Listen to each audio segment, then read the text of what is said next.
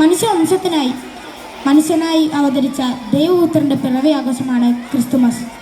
2000 വർഷങ്ങൾക്ക് മുമ്പ് ബെത്ലഹേമിലെ ഗോശാലയിൽ പൂജാതനായി പതിതരുടെയും പാവപ്പെട്ടവരുടെയും ഉറ്റസ്നേഹിതനും സംരക്ഷകനുമായി കരുതപ്പെടുന്ന ക്രിസ്തുവിൻ്റെ പിറവി ആഘോഷം. ഈ അവസരത്തിൽ ഈ ആഘോഷവേളയിൽ ക്രിസ്തുമസ് ഉണർത്തേണ്ട ചില ചിന്തകൾ നിങ്ങളുമായി ഞാൻ പങ്കുവെക്കട്ടെ.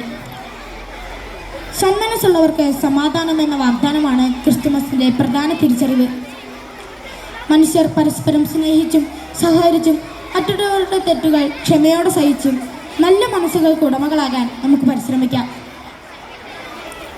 പ്രിയ കൂട്ടുകാരെ, ദുശീലങ്ങളിൽ നിന്നും തെറ്റായ മാർഗങ്ങളിൽ നിന്നും പിന്തിരിഞ്ഞ് നന്മ മനസ്കരാകാനും